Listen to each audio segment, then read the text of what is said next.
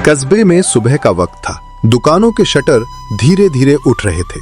लोग चाय और नाश्ते की खोज में थे। चौराहे के कोने पर एक छोटी सी समोसे की दुकान थी। हसमुख लाल के स्वादिष्ट समोसे। दुकान पर एक अधेड़ उम्र का मुस्कुराता हुआ आदमी अपने समोसे तले जा रहा था। उसी वक्त एक लड़का थका हुआ चेहरा लिए सामने आकर खड़ा हो गया। माफ कीजिएगा, मुझे काम की सख्त जरूरत है। मैं किसी भी तरह का काम कर सकता हूँ। मुझे रहने की जगह भी चाहिए। कुछ दिन रुकने दीजिए। काम तो है, पर तनख्वाह कम है और रहने के लिए दुकान के पीछे की कोठरी है। साफ सफाई रखनी पड़ेगी। मुझे कुछ नहीं चाहिए, बस काम चाहिए। और आप जैसा दयावान इंसान मिल जाए तो और कुछ नहीं चाहिए।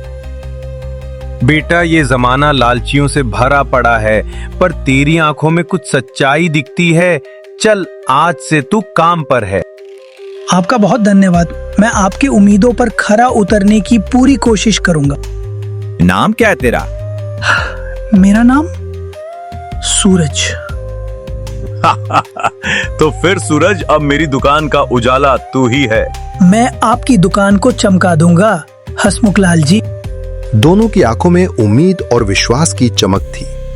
एक अनजानी शुरुआत हो चुकी थी जो आने वाले दिनों में एक असाधारण मोड़ लेने वाली थी। सूरज ने अपनी जिंदगी का नया अध्याय शुरू कर दिया था। अब वो सुबह जल्दी उठता, पानी भरता, आलू उबालता और फिर हसमुख लाल जी की देखरेख में समोसे बनाना सीखता। छोटी सी दुकान, बड़ी सी सीख।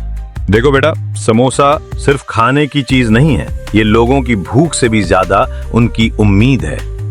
मैंने कभी सोचा नहीं था कि तेल में तले जाने वाले इन समोसों से इतनी इज्जत भी कमाई जा सकती है। हर काम में इज्जत है बेटा, बस मेहनत और सच्चाई होनी चाहिए। हसमुख लाल जी, आप जैसे लोगों की वजह से ही ये दुनिया अब तक टिकी हुई है। अरे नहीं रे, मैं तो बस एक समोसे वाला हूँ। नहीं, आप मेरे लिए उस पिता जैसे हैं जो सिखाता है बिना डांटे।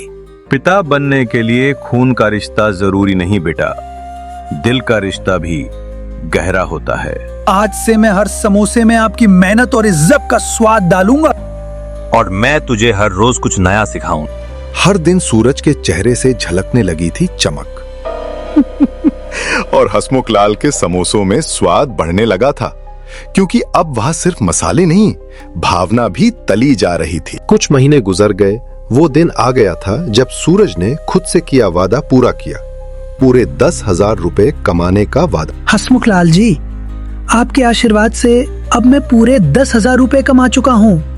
वाह बेटा, तूने कर दिखाया।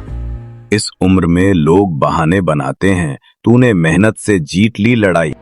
अब मेरा अगला कदम है आपको धन्यवाद देने का। अरे तेरी कामयाबी ही मेरे लिए सबसे बड़ा इनाम है। मैं एक तोहफा लाऊंगा आपके लिए, ऐसा कि आप कभी ना भूले। मुझे कुछ नहीं चाहिए बेटा, बस यूं ही मेहनती बना रहे। आपको जो मिलने वाला है वो आपका हक है। क्या कर रहा है तू? कुछ बता तो सही। अभी नहीं, वक्त आने पर सब बताऊंगा। सूरज के मन में एक योजना थी, एक ऐसा उपहार जो सिर्फ पैसों से नहीं, भावना और चतुराई से दिया जाने वाला था। सूरज ने तय कर लिया था कि अब वक्त है हसमुख लाल जी का उपकार चुकाने का। उसने उस शहर के सबसे अमीर व्यक्ति बलवंत सिंह को फोन किया। आपका बेटा हमारे कब्जे में है। अगर उसे सही सलामत चाहते हैं तो 2 करोड़ रुपए लेकर कल शाम पुराने पुल के पास आ जाइए। क्या? मेरा बेटा कहाँ है? कौन हो तुम? उससे बात करो। तुम सिर्फ पैसे लेकर आओ पुल के पास कल शाम। हे भगवान, मेरा बेटा कहाँ फंस गया? मैं आ रहा हूँ। सूरज के मन में ग्लानि भी थी, लेकिन उसके इरादे नेक थे। उसे यकीन था कि ये झूठ किसी की भलाई के लिए बोला जा रहा था। शाम की धूप अब हल्की पड़ने लगी थी। पुराना पुल वीरान था, सिर्फ हवा के झोंके और पत्तों की सरसराहट थी। तभी बलवंत सिंह अपनी काली गाड़ी से उतरता है हाथ में एक बड़ा बैग लिए। फिर उसने वो बैग नीचे जमीन पर रख दिया। मैं आ गया हूं। मेरा बेटा कहाँ है? ये लो 2 करोड़। बस मुझे मेरा बेटा वापस चाहिए। थोड़ी देर रुको, तुम्हारा बेटा तुम्हें मिल जाएगा। तू कौन है? मेरे बेटे को एक भी खरोच नहीं आनी चाहिए। तुम्हें तुम्हारे पैसे मिल गए, अब मेरे बेटे को छोड़ दे। मैं और इंतजार नहीं करूंगा। मैं कह रहा हूं ना, थोड़ी देर रुको, मेरा अंजाम अच्छा नहीं होगा। ठीक है, बस मेरे बेटे को लौटा दो। नकाबधारी सूरज बैग उठाकर भागा और जाकर छुप गया। उसने जाकर नकाब उतार दिया। अब वो अपनी असली पहचान में था। साफ सुथरे कपड़ों में, दिल में अपार कृतज्ञता लिए धीरे धीरे वो पुल की ओर बढ़ा। असल में वो ही बलवंत सिंह का असली बेटा था। कुछ महीने पहले जब सूरज ने अपने पिता से जीवन में एक नया कदम उठाने की बात की थी, तो उसे उम्मीद थी कि उसके पिता उसे खुशी से गले लगा लेंगे। लेकिन बलवंत सिंह, जो अपने बेटे को नाजों में पालने के बावजूद अनुशासन प्रिय थे, उनके जवाब ने सूरज को झकझोर दिया। पिताजी, मैं एक लड़की से शादी करना चाहता हूं। मैंने सोच समझकर ये फैसला लिया है। शादी? इतनी जल्दी? क्या तुम इसके लिए तैयार हो सूरज? मैं सच में उसे पसंद करता हूं और मुझे लगता है मैं उसे खुश रख सकता हूं। बेटा, क्या तुम्हें पता है कि एक घर चलाने के लिए सिर्फ चाहत नहीं, काबिलियत भी चाहिए होती है? मैं समझता हूं पिताजी, और मैं मेहनत करने को तैयार हूं। बिल्कुल ठीक। तो पहले ये साबित करो कि तुम मेहनत कर सकते हो। कैसे पिताजी? जाओ, बाहर निकलो, किसी छोटे काम से शुरू करो और कम से कम 10,000 रुपए कमा कर दिखाओ। जब तुम खुद की कमाई से खड़े हो सकोगे, तभी मैं तुम्हारी शादी की बात पर विचार करूंगा। 10,000 रुपए? लेकिन मैं तो आपका बेटा हूं, क्या आप मेरा विश्वास नहीं करते? बिल्कुल करता हूं, पर मैं चाहता हूं कि तुम खुद पर विश्वास करना सीखो। जब तक मेहनत का मूल्य नहीं समझोगे, तब तक जिंदगी की जिम्मेदारियों को कैसे संभालोगे?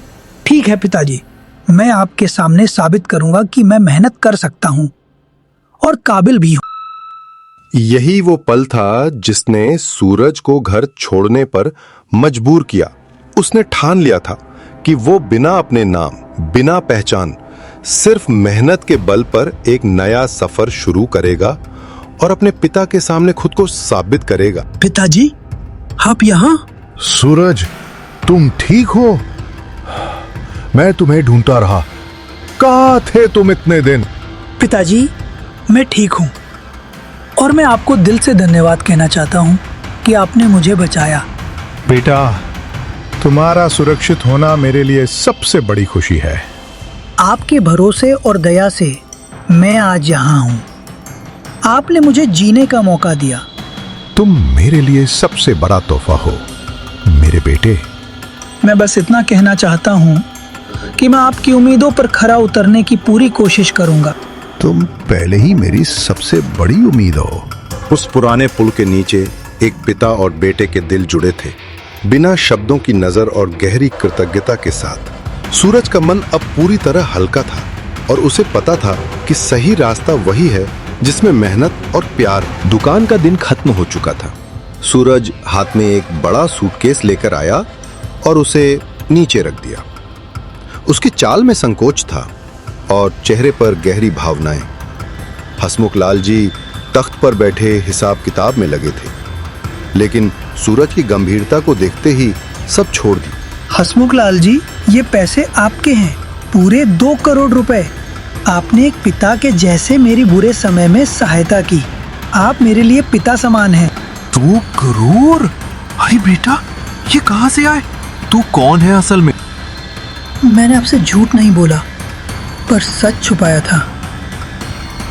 मैं एक बहुत बड़े बिजनेसमैन बलवंत सिंह का बेटा हूँ। बलवंत सिंह? वो तो बड़े बिजनेसमैन है। तो तू वो सूरज है जिसके बारे में अखबारों में लिखा जाता है? मैं वही हूँ, लेकिन कुछ महीनों पहले जब मैंने पिताजी से शादी की बात की, तो उन्होंने कहा पहले 10,000 रुपए कमा कर दिखा।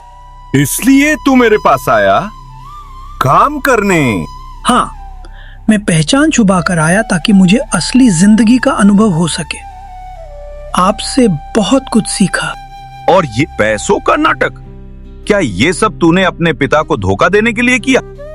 गलती हो गई। मैं बस आपका उपकार चुकाना चाहता था। ये तरीका गलत था। बिल्कुल गलत। इन पैसों का हकदार तेरा पिता है। जा बेटा, माफी मांग और उन्हें ये पैसे लौटा। सूरज की आंखों में पश्चाताप छलक आया। उसने सूटकेस बंद किया और वादा किया कि अब वही करेगा जो सही है। उस रात उसकी आत्मा हल्की हो गई थी। सूरज धड़कते दिल के साथ अपने पिता के घर पहुंचा। उनके सामने उसने वो सारा सच कह डाला जो उसके भीतर भारी होकर बैठा था। बलवंत सिंह शांत भाव से सुनते रहे। पिताजी, मुझे माफ कर दीजिए। मैंने आपसे सच छुपाया और वो 2 करोड़ मैंने आपसे नाटक से ले लिए। क्यों बेटा? मैं हसमुख लाल जी को कुछ लौटाना चाहता था। जो उन्होंने मुझे दिया उसका कोई मोल नहीं है। पर तू ये भूल गया कि ईमानदारी सबसे बड़ा धन होता है। अब समझ आया पिताजी, इसलिए पैसे लौटाने आया हूँ। आप जो सजा दें मुझे मंजूर है। तू सजा का नहीं, सम्मान का हकदार है, क्योंकि तूने अपनी गलती मानी। मैं ये पैसे वापस लेना नहीं चाहता, बस आपकी माफी काफी है। अब ये पैसे मेरी ओर से हैं। तेरा इरादा नेक था। इन पैसों से तू और हसमुखलाल जी मिलकर एक नई शुरुआत करो। पिताजी, सचमुच? हाँ बेटा, और ये पहली बार है जब मैं तुझ पर गर्व कर रहा हूं। उस दिन एक पिता ने अपने बेटे को नए रूप में पाया, जिम्मेदार, ईमानदार और परिपक्व। और वहीं से शुरू हुई एक नई कहानी, सूरज और हसमुख लाल की साझेदारी की। सूरज सुबह जल्दी ही दुकान पर पहुंच गया। उसकी आंखों में आत्मविश्वास था और चेहरे पर संतोष। हसमुख लाल जी दुकान की तैयारी कर रहे थे। तभी सूरज उनके पास पहुंचा। हसमुख लाल जी, आज से मैं आपके साथ ही काम करूंगा, पूरे दिल से। अरे बेटा, तूने तो पहले ही बहुत कर दिया। अब आराम कर। नहीं, अब मैं इस दुकान को और आगे बढ़ाना चाहता हूँ, आपके साथ मिलकर। तू बड़ा आदमी है सूरज, तेरे लिए ये छोटी सी दुकान। आपके साथ बिताया हर दिन मेरे लिए सबसे कीमती है। अब मैं आपके साथ मिलकर इस दुकान को एक नई तरक्की के रास्ते पर ले जाऊंगा। तेरे जैसे बेटे सबको मिले जो रिश्तों की कीमत समझे। अब आप और मैं मिलकर सिर्फ समोसे ही नहीं बेचेंगे, एक मिसाल बनाएंगे। ठीक है बेटा, फिर चल, आज की तैयारी साथ में करते हैं। उस सुबह सूरज ने न सिर्फ काम की शुरुआत की, बल्कि एक नई सोच, नया जोश और नई दोस्ती का बीजारोपण किया। वहीं से शुरू हुई उस दुकान की असली उड़ान। कुछ वर्षों में उनके रेस्टोरेंट पूरे भारत में फैल चुके थे और हर कोने में उनकी मेहनत की खुशबू समोसे की तरह महक रही थी।